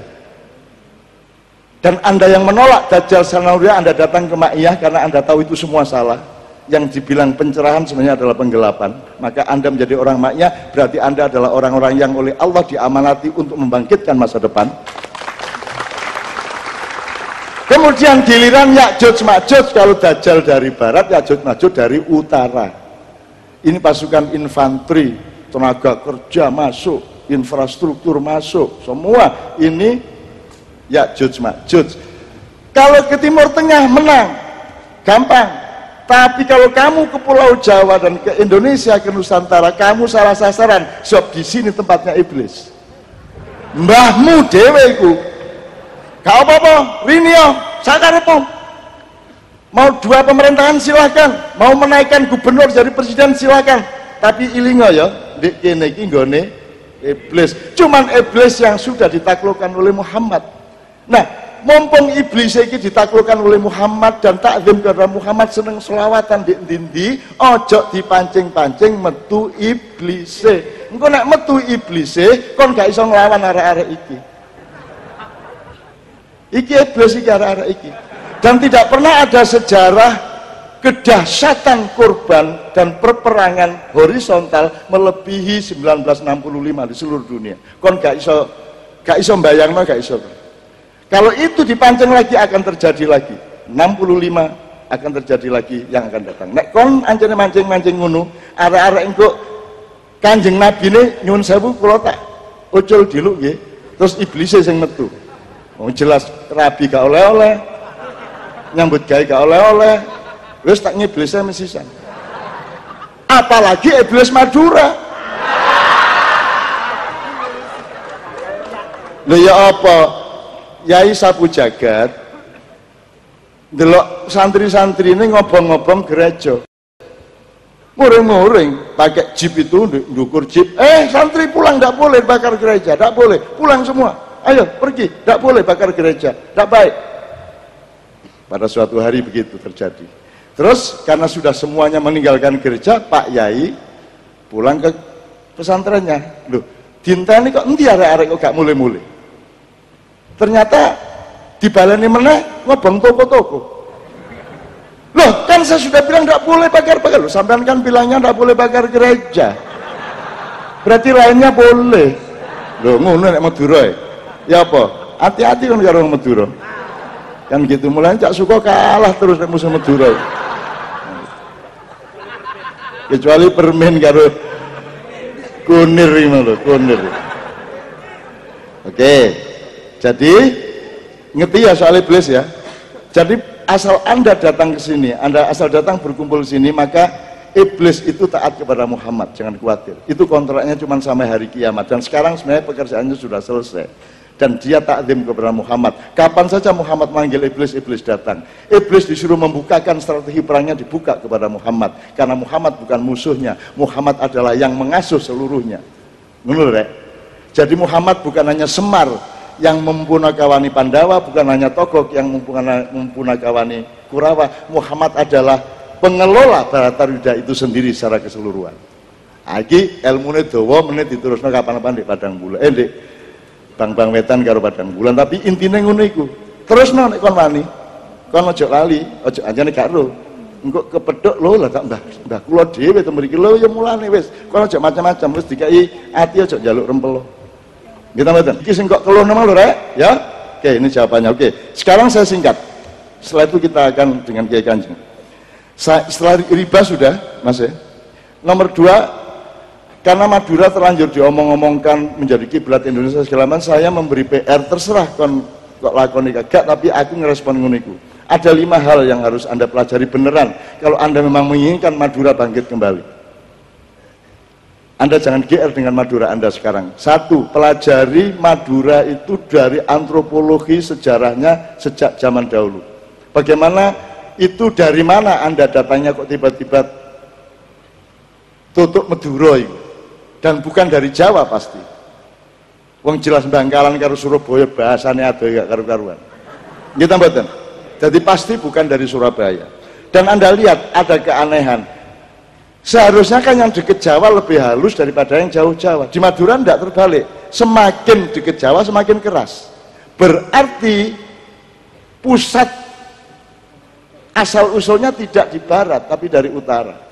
Jadi Madura itu Anda pelajari antropologis, sejarah antropologisnya. Mereka orang Madura adalah salah satu suku Melayu lama. Makanya bahasanya banyak dekat ke bahasa Indonesia, bukan dekat ke bahasa Jawa. Dan seterusnya. Kemudian Anda pelajari, yang kedua Anda pelajari sejarah yang agak dekat sejak Pramojopahit. Makanya tadi ada sumpah lapa-lapa tadi, ya. Anda pelajari Cakraningrat, Anda pelajari Trunojoyo, ya, segala macam, supaya Anda tahu persis posisi Madura di dalam sejarah Indonesia. Ya, Indonesia dalam arti tidak 45 saja, tapi sejak abad 14, 13, 14. Nomor 3, tak catat kira aku. Anda pelajari kembali sejarah ulama-ulama Basrah yang sekarang sudah tidak ada. Mungkin masih ada, tetapi sudah tidak dengan elan seperti dulu. Saya dulu dekat dengan Madura puluhan tahun, dan dekatnya itu terutama dengan melalui pintu ulama-ulama Basrah. Ulama Basrah inilah yang menjadi murabbin, yang merawat Madura, etosnya, kebudayaannya, ya. Agamanya, nilai-nilai harga diri Madura yang memelihara, yang menjadi murabbinya adalah kiai-kiai Basrah. Makanya di sana ada caruk, jangan dimarahi dulu. Caruk itu kan hanya terjadi kalau harga diri dasar itu disentuh, misalnya istrinya dicium orang, kan gitu. Melendi kon bojomu ijol-ijolan karo konco. Opo kok jogo sebagai martabatmu? Jadi caruk harus dilatar latar belakangnya. Caruk itu cuma akibat, sebabnya harus Anda pelajari dulu. Jadi caruk tidak mesti jelek, daripada Anda di Jakarta tuker-tuker istri satu sama lain, kan begitu? Kan mending orang Madura yang caruk mempertahankan martabat keluarganya dan seterusnya. Itu ketiga. Jadi oke, tepuk tangan ya, nggak apa-apa untuk Madura. Saya tidak menganjurkan orang untuk caruk, tapi jangan terus orang modern enak aja mengatakan caruk itu primitif. Caruk itu lambang harga diri manusia, kan begitu. Meskipun outputnya, ekspresinya boleh kita tawar, tapi harga dirinya jangan hilang. Daripada orang modern yang makin tidak memperhatikan harga diri, betul enggak? Oke, itu ketiga. Keempat, tolong pelajari konflik sampit antara Dayak dengan Madura. Saya mengikuti dan saya dengan Kiai Kanjeng alhamdulillah bisa menghindarkan pembunuhan terhadap orang Madura di 4 kabupaten di Kalimantan Tengah dan Barat, di Rasau Jaya, terus Kabupaten Mempawah, Pontianak dan Sanggau. Itu kita bekerja serius di malam hari dengan tentara, polisi, sweeping dan seterusnya, dan saya tampung pesantren yang dihabiskan santrinya, gedungnya tinggal bunyai sama anak-anaknya, dan Quran-Quran yang terbakar saya simpan di Yogyakarta. Nah, sejarah sampit ini harus direcover oleh orang Madura. Waktu itu kiai yang paling utama adalah yang sekarang ada di dalam penjara. Itu juga sebuah pembelajaran yang sangat serius. Kalau Pak Muzamil dan teman-teman bisa membangkitkan kembali dengan santun dan mulus berdirinya kembali jaringan ulama-ulama Basrah, insya Allah Madura akan bisa menjadi kiblat Indonesia.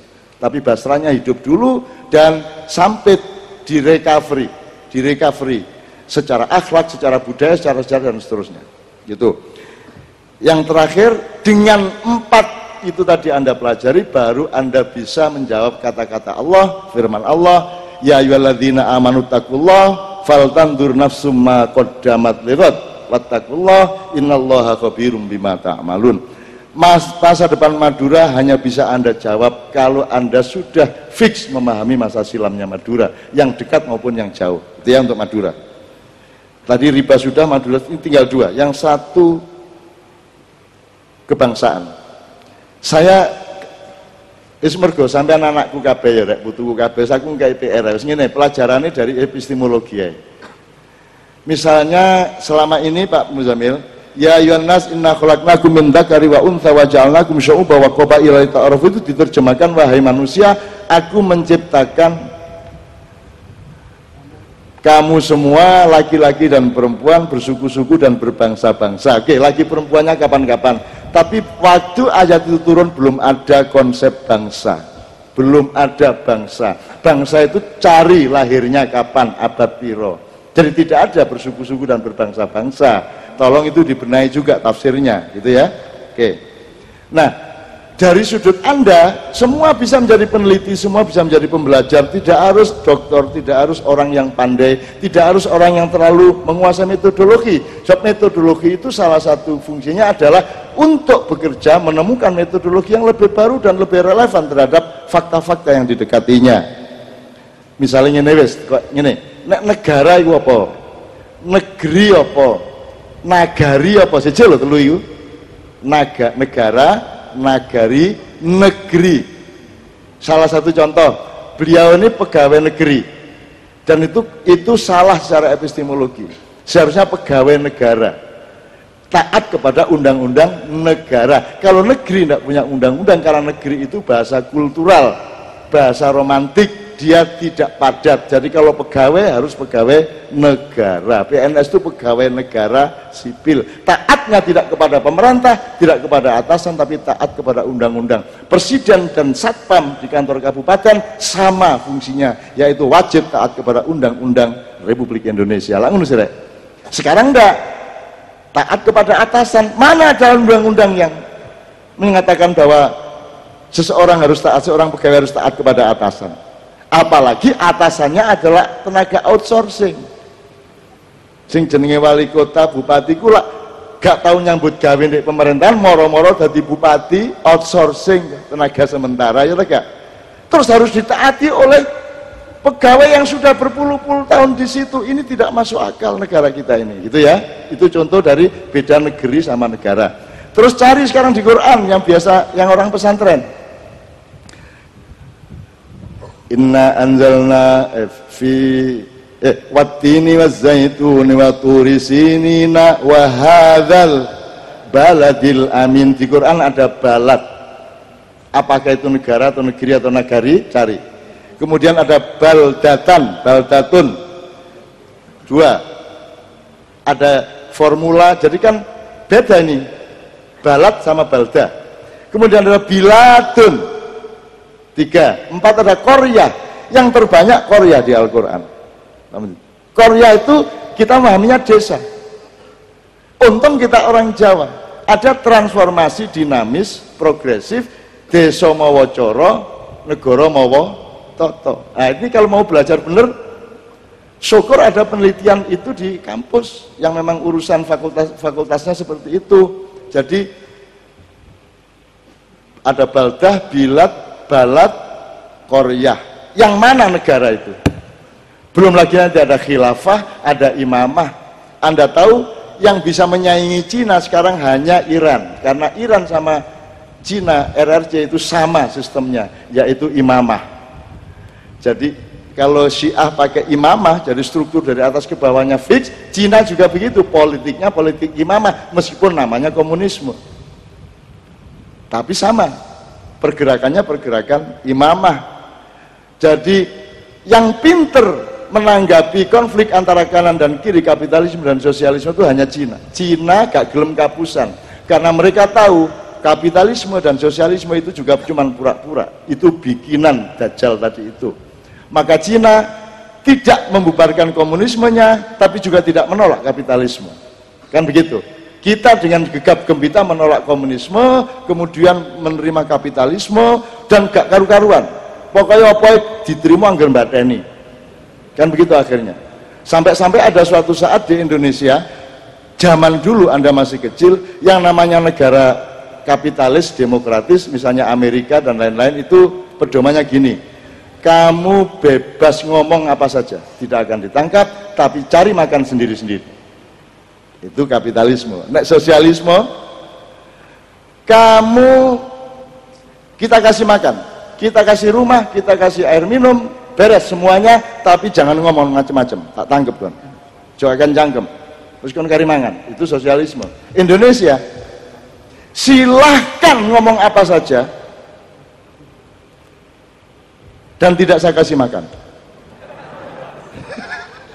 Kamu tidak boleh ngomong apa, kamu tidak boleh ngomong macam-macam tentang pemerintah dan harus cari makan sendiri. Jadi paling gak enak di Indonesia biar.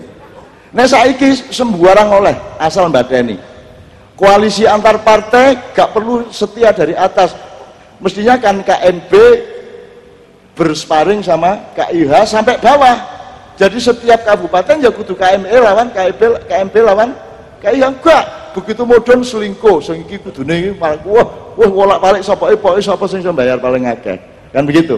Nah, ini contoh teman-teman sekalian bahwa harus dicari formula negara yang baru.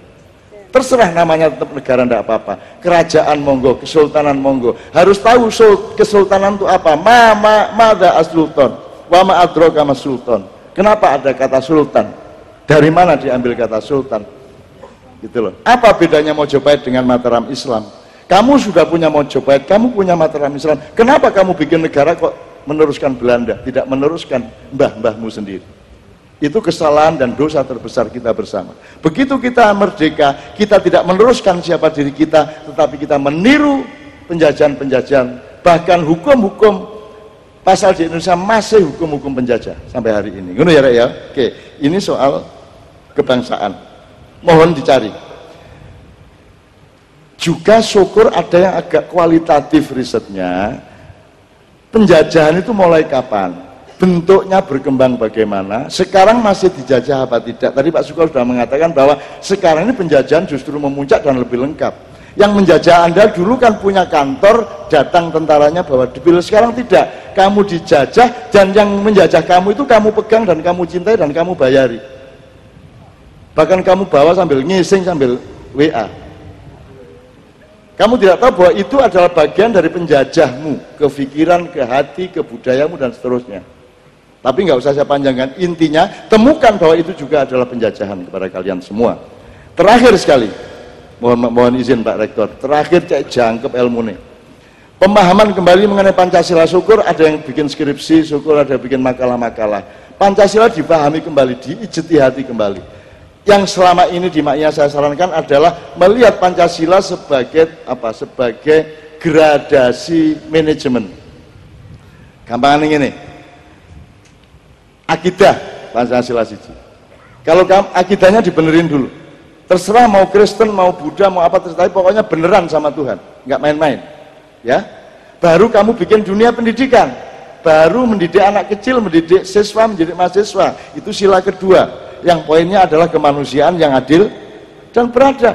Itu dunia pendidikan, sila kedua. Kalau sila kedua berhasil, kamu pilih di antara yang anak didik yang hebat-hebat, yang bagus-bagus, yang baik-baik, menjadi orang yang akan menghuni institusi-institusi pencipta negara, yaitu parpol, ormas, dan seterusnya. Itu adalah output dari pendidikan.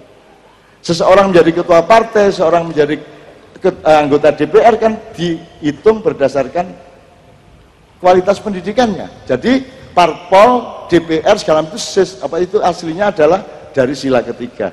Syaratnya sila ketiga adalah bersatu di dalam kerakyatan, yaitu persatuan Indonesia. Saya tanya, parpol bersatu apa tidak? Maksudnya bersatu di situ kualitatif. Arema lawan Persebaya itu berlawanan untuk bikin gol, tetapi mereka bersatu untuk membangun olahraga dan setia kepada sportivitas, gitu loh. Ya, itu namanya kualitatif. Kuantitatifnya berlawanan, kualitatifnya bersatu. Nah, itulah syarat Pancasila ketiga. Karena sila ketiga inilah yang akan bikin struktur pemerintahan. Mereka yang menentukan siapa calon presiden, mereka yang menentukan siapa calon menteri, dan seterusnya. Kalau parpolnya tidak benar, pemerintahan mesti tidak benar. Kalau pemerintah tidak benar, tidak goal sila kelimanya. Sila kelima adalah keadilan sosial bagi seluruh rakyat Indonesia. Rakyat juga tolong memahami bahwa urusan kita bukan kemakmuran, urusan kita keadilan. Kan begitu. Kalau kamu mencari kemakmuran dok, pasti tidak adil dan pasti banyak yang sengsara. Tapi kalau kamu urusannya adalah keadilan, meskipun tidak sejahtera sehebat-hebatnya, tetapi pasti akan lebih sejahtera daripada kalau kamu ngurusin kesejahteraan. Makanya jargonnya adalah adil makmur, bukan makmur adil. Sebab nek makmur dhisik gak mungkin adil. Mulanya bapak-bapak dulu bikin adil dan makmur. Bisa jelas toh? Lah kok saiki wong mikir iki makmur. Aku duwe kanca 40 tahun Pak seniman gak tau kepethuk aku 40 tahun. Ku kepethuk aku ngene iki. Sampean juga kenal orangnya. 40 tahun gak ketemu. Dan aku wis gak tahu ngurusi soge melarat gak tahu, wis gak ono tema iku gak ono di urip kuwi. Aku mek ngurusi pelayanan kepada rakyat. Ngono iku kepethuk aku takon ngene. Nun, piye kabare? Jare kowe saiki makmur. Coba piye kowe? Kuwi wong tuwek empong melarat sing diurus ning uteke iki makmur. Nek ana wong duwe mobil dhek emeng motor cemburu dengki, coba gagal jadi manusia. Dan Anda jangan seperti itu. Kalau Anda mengurusi keadilan, Anda pasti makmur. Tenang aja, pasti makmur. Ah, itu terakhir rumusnya di Islam, innamal a'malu binniyah. Jadi semua pekerjaanmu itu tergantung niatmu menuju apa. Wa man kana hijratu ilallah wa rasul fa hijratu ilallah wa rasul. Kalau kamu niatnya untuk bertemu Allah, untuk selamat di depan Allah, innalillahi wa inna ilaihi rajiun, maka kamu akan dapat Allah dan dapat tanggung jawab Allah di dunia. Kamu pasti tidak ketelarak di dunia, mergo Allah mengayomi kamu, murabbi. Tapi kalau wa man kana hijratu ila dunya fanala ma hajara ilaih, kalau kamu mencari dunia, mungkin kamu dapat kekayaan, tapi belum tentu dapat kepengasuhan dari Allah, belum tentu dapat ridho dari Allah, dan belum tentu kekayaanmu akan awet di tanganmu. Sebelum kamu meninggalkan, mungkin kamu sudah ditinggalkan oleh harta bendamu. Jadi konco-konco, Anda harus yakin kepada Allah. Wis toh, percaya. Dolek ono Allah, engko Allah tanggung jawab nang awakmu. Nek kon dolek swarga tok, mungkin oleh swarga, tapi Allah gak nyopokon ya apa? Lah gak enak sih, gak diwawu. Engko Allah teko terus ketok kon balik, ya apa kon ya? Gak enak sih, lha nggih. Jadi wis ta, nek kon ndolek Gusti Allah mesti oleh swarga, mesti, gila apa? Tapi nek kon ndolek swarga terus gak tapek eling Allah. Ya apa iku kok? Mulane nek kon iso sedekah titik, aja ate mbayangno ganjaran peningkatan. Ndak usah sedekah ya sedekah titik, maka Allah akan cinta kepadamu dan Allah diam-diam akan memberikan bonusnya kepadamu. Bonus itu jangan diomongkan dan jangan dihitung melalui mulutmu, meneng wae. Pokoke kon sedekah titik. Aku rene iki rene titik. Mari ngono apa gak roh aku. Pokoke aku rene. Ketemu awakmu seneng, golek ilmu bareng-bareng seneng karo Cak Suko, karo Pak Rektor, karo kabeh. Wis titik iku tok.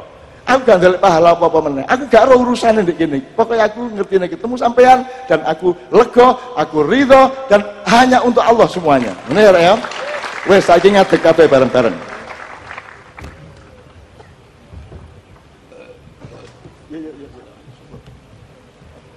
Bismillah Pak Rektor, monggo maju. Mohon maaf saya endingnya agak serius. Karena saya sudah memberi Anda peluang untuk segar dan tertawa beberapa jam.